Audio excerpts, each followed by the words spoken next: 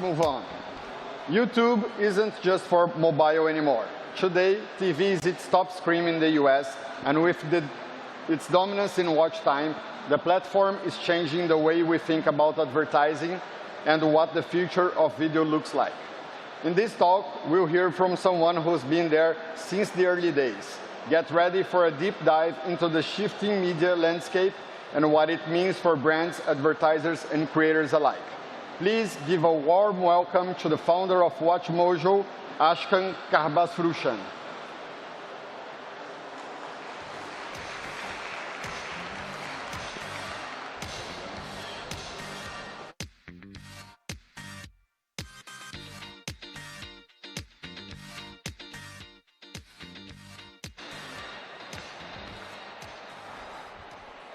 Hola, Rio. So thank you all for being here. Obrigado. My name is Ashkan Karbasfrooshan. I'm a Montreal-based entrepreneur, and first time on South American soil, so very happy to be here.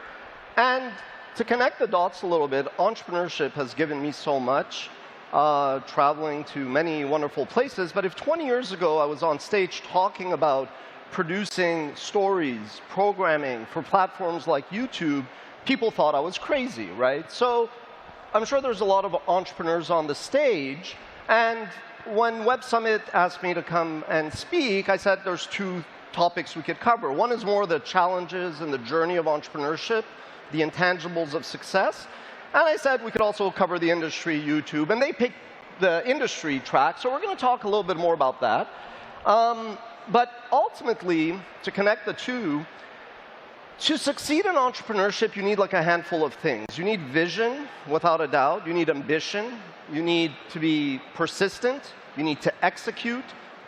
But I'd be lying if I didn't say that luck and timing were critical. So obviously, 20 years ago when we started, YouTube was wild, wild west. Nobody thought this was a serious platform. And we were the crazy people up in Montreal to produce content for it. So today, I think we're going to talk a little bit about just basically the impact of YouTube to advertising. But the reality is advertising and content is it's stories, right? So you have to engage with people. You don't need to read all of this text purposely. I will share this with you if you'd like. The point I want to make is you will never be successful if you don't reconcile your personal strengths, your personal purpose, your principles with the macro background. So the 21st century has undergone more change than like any other century, any other period. We're talking socio-demographic change, geopolitical change, technological change. Communications and media is nothing like it was in the, like even 20 years ago. Storytelling, obviously, and individualism has changed. So when you want to kind of start off on this entrepreneurial journey, a mistake many people make is they don't really put it in the context of the macro. YouTube was actually not the first company to try to be this platform for storytelling through video. When I started WatchMojo, I noticed a few trends. The main one was obviously audiences, everything was moving to the web. Today it's obvious, we don't have to talk about that. Second, attention spans. We were just very, very quick in and out. And then mobile, but also these new platforms like YouTube that were trying to become the new television. And WatchMojo was actually not first. As an entrepreneur, I was so impatient, I was so insecure, I wanted to build a business, but we were actually in like the third wave of content creators. But timing played a part. And so YouTube ultimately succeeded for a number of reasons that, given the time, we're not going to get into. But even YouTube itself was not like this fait accompli. There was a lot of factors that went into it. You could criticize YouTube, you could criticize Google, you could criticize everything. But ultimately, I give them credit because they also realized how powerful their platform was, and they made three big changes.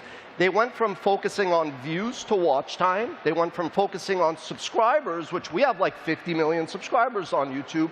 It's a bit of a vanity metric. You want fans, you want a community. And they kind of shifted from clicks to engagement. Again, there are going to be a lot of slides. WebSummit gave me my marching orders. The point is, there the time you spend online, you either consume content through SVOD, subscription video on demand, or AVOD, advertising video on demand. There's a bit of a disequilibrium where people are actually still spending a little bit less time through ad-supported, but that means that all of the television ad dollars don't have necessarily places to go. That is why a single view is worth so much. It's basically economics. But over time, YouTube actually became more popular than Netflix, and YouTube, which started off on desktop, became dominant in mobile, is now king of streaming through connected televisions, right? So YouTube has effectively become television, and all of these ad dollars have to somehow shift to follow audiences, from television to the internet, AVOD, YouTube. So there's a bit of this opportunity. And YouTube today generates I mean, this is obviously more geared towards North America. YouTube generates far more revenue than CBS, NBC, ABC, Fox, the major brands in America. But ultimately, as YouTube became television, it wasn't so much, people focus too much on money. They think too much about like profit, whereas I go, it's about principle, it's about purpose. The main game changer of YouTube is that it's the #1 loved brand by young adults. YouTube as a brand is more beloved, Goodwill, is more beloved than Google, Netflix, Amazon, Sony. You get the idea. So when we started in 2006, nobody was producing content for YouTube, understandably. But so the challenge is, if you're a creator, if you're a storyteller, entrepreneur, how the hell do you cut through the clutter, right? The key is storytelling is what sets humans apart from animals. That's how we bond. It's always been about stories. You know, the first entrepreneurs were actually the prophets. No disrespect intended at all, but the traits that entrepreneurs have are the traits that prophets had. And then eventually, kings and rulers. And then after that, explorers and discoverers, and then scientists. And today, the leading, entrepreneurial people are storytellers.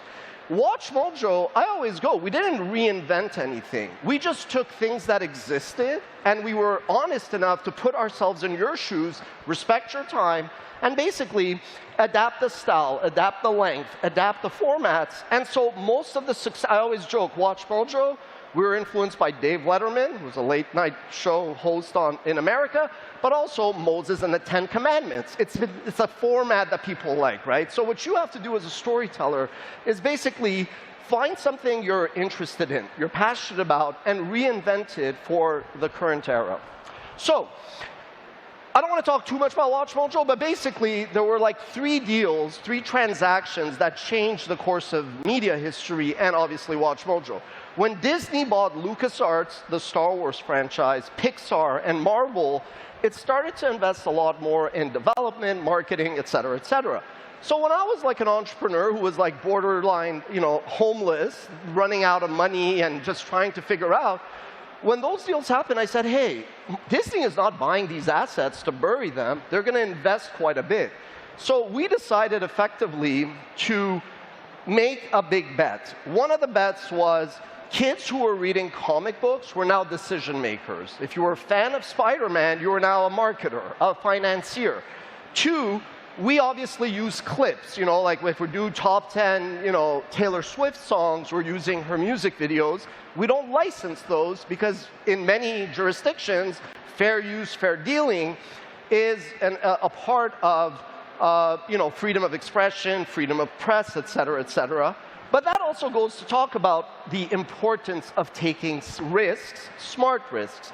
Then, we just said we're going to focus on top 10s. I've written books, I write articles, I could talk forever, put you to sleep, but I was like, people have short attention spans, let's focus on lists. And then ultimately, we bet on YouTube. This is where the audience was. It made no sense to put our content on WatchMojo.com even, because you have to go fish where the fish are. And then ultimately, you have to embrace your own, your own purpose, your own soul, your own strengths. And for me, I was a bit of a storyteller entrepreneur. I was a curious person. So I translated that into the company. I also used to always say, like, WatchMojo's this unknown startup from Montreal. The way some of you might say, we are the unknown, entrepreneur story in real. Enough. Don't say that. We had to almost wait and see people like PewDiePie, once upon a time the most followed person on YouTube, and Tom Holland, who played Spider-Man, to kind of like say how much they grew up with YouTube, with WatchMojo and YouTube. And it was a bit of an eye, it's like you need confidence. Look, I'm a very confident person, but we all still have insecurities, right? That's psychology. So at some point, you do have to kind of like break through that and just like embrace what like your purpose was in life. And it's just funny that like this generation that grew up on YouTube effectively was watching our videos. In theory, when you invest, the theory with the internet is that it's a new way to do commerce, content, community, and it's like more efficient, so it's going to shrink a lot of industries, right? And that, in theory, is true. But what I was telling people 20 years ago was that what cable, so in like North America, you had the 3 terrestrial channels, ABC, CBS, and NBC, and then eventually you had cable, like MTV and ESPN. When cable took off, yes, it stole market share from network, but it actually grew the size of the pie. It made people turn on television more and more. But the flip side was clutter, right? When like popular shows in the 80s and 90s would air, it would get 100 million people to tune in. Today, most popular shows don't even draw 10 million. So yes, as the size of the market gets bigger, you also have to understand the piece of your pie might get smaller.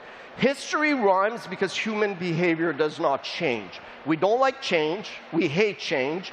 We don't like to adapt. And that is where the opportunity comes for you as a creator, as an entrepreneur, etc. I say that YouTube is revolutionary and Netflix is evolutionary. Why? Because Netflix didn't really change storytelling. It took shows and movies that you were watching in theaters and it just put them online. YouTube totally changed what the definition of quality was, what a star is, etc., etc. When we started, traditional media companies had no reason to embrace YouTube. Today, they blew up their business model. Last night, I'm in Rio. I watched Montreal Canadiens lose to the Washington Capitals on Disney+. Incredible. 15 years ago, when I was in New York and the Canadiens were in the playoffs, there was no way I could watch that. And today, it was like a flip of a switch. Now, companies are investing more than ever, however, in programming. And there is this consolidation. Less and less owners own more and more of media. The problem is, peak TV meant that companies invested so much in content that nobody really watches a given show anymore. They'll produce a show for 10 million, and the audience is not there. So I wrote my 3rd book. It's called An Entrepreneur's Manifesto, The 10-Year Overnight Success, yada, yada. What I'm getting at is when you start to hear about a successful company, you think these guys started 2 days ago. No, they started a decade ago. It took 2 decades, but it's true. When Time magazine in 2006 said that you are the person of the year, it was because of user-generated content. It took a couple decades, but if you look at successful media franchises, it's no longer News Corporation or Disney that create them. The new franchises are built by you, storytellers, entrepreneurs, creators. It will take you a long time. You may have to sacrifice a lot, but you'll get there. The world has basically fractured into 2. Whether you look at it as America versus the world, English versus other, rich versus poor, in our little world, it's basically SVOD and AVOD. And so as YouTube replaced television, the concept of a TV ad, a 30-second commercial, is kind of dead, but it creates opportunities. How so? This is the most revolutionary thing about YouTube. YouTube gave you guys the power to choose which ads you're going to put up with. No more are you going to be watching your show, let's say on Global, and you have to sit through an ad that you don't like. No, you get to choose if you're going to sit through an ad. You could skip it. Revolutionary. Super change. So this means storytelling is starting to blur between content and advertising. You have to engage, you have to feel, you have to reach out to the soul of people. Now, people always ask me, we've got 3 minutes left, should you follow your passion? It's a bit nonsense. The better question, actually let me preface this, I'm actually on time. So, I'm more interested in like the psychology and the history and the sociology and the anthropology, because that's really what counts, right? Like you have to build a team, you have to lead a team, you have to that's how you become successful. It doesn't matter what your market is, it doesn't matter, that's all like background. So when I talk to entrepreneurs, the biggest, well, we all make many mistakes. A mistake entrepreneurs make is they see a fad today and they chase it right now. I'm like, my friend, it's going to take you 3 years to build any traction. So you have to kind of, as they say in hockey, our greatest player, Wayne Gretzky, you got to skate to where the puck is going. Like when you're playing football, you don't care where the soccer ball is right now. You got to be like, where's the play going? I need to, I see some heads, football. I should have made more football analogies. So if you are sitting and you're wondering, okay, what do I need to do? Demand and supply is the fundamental tenet, foundation of everything. If everybody wants to be a musician, it's going to be hard. Nobody wants to be a plumber, you'll get a job tomorrow, right? So when you look at a given opportunity, a given theme, whatever, the only question you should be asking yourself is demand and supply in my favor, or is demand and supply not in my favor? Second, I'm not saying to do it for free, but would you do it for free? I didn't pay myself for 5-6 years. I took out I'm not special, I'm a nobody, but thousands of stories like this. I took out a mortgage on my house instead of laying off my employees. I didn't pay myself. Are you willing to do that? Today, you guys could go, you have the luxury of talking to angel investors, venture capitalists, private equity. That's great, it's an option, but you really, really, really have to understand that it's going to be like 3, 4, 5 years before you have any traction. So that's the gut check. Then, do you have a comparative advantage? We talk now in Canada and with President Trump, we talk a lot about tariffs and this and that. I'm not here to be political, but it shows a lack of understanding of the concept of comparative advantage. Brazil, great at producing certain things. Canada, amazing at producing other things. Everybody has a purpose. Everybody has a strength. You all have something that either you're better than most people, or you're stronger in that than other things you might be interested in. Don't do anything if you don't have a comparative advantage. And then yes, if you're interested, you should have a comparative advantage. So to conclude, I will just say Steve Jobs, like all leaders, tremendous, one of the greatest people that ever lived, super flawed. Many, many weaknesses, right? But he has some great quotes, and one of them is the most powerful person in the world is a storyteller. The storyteller sets the vision, values, and agenda of an entire generation that is to come. So today, 20 years ago, whatever my old presentation slides, I had to delete them because 20 years ago I was talking about content. 20 years ago I was talking about YouTube. This is all obvious. Everybody I talk to is I'm a content creator. They could be an accountant, a plumber, a juggler, and they're being followed by camera. So this is normal. So I'll close off with this. Some of you are going to be going up to investors. I got turned down by 100 investors, and they're not wrong. I'm not going to stand here and say F them. They were right. Content isn't obvious. But if you have your principles, and if you find your purpose in life, you will accomplish all of the profit in the world eventually. But if you start off chasing profit, you will not succeed. That's it. Obrigado. Thank you. God bless Rio. I'm sure they think I'm crazy.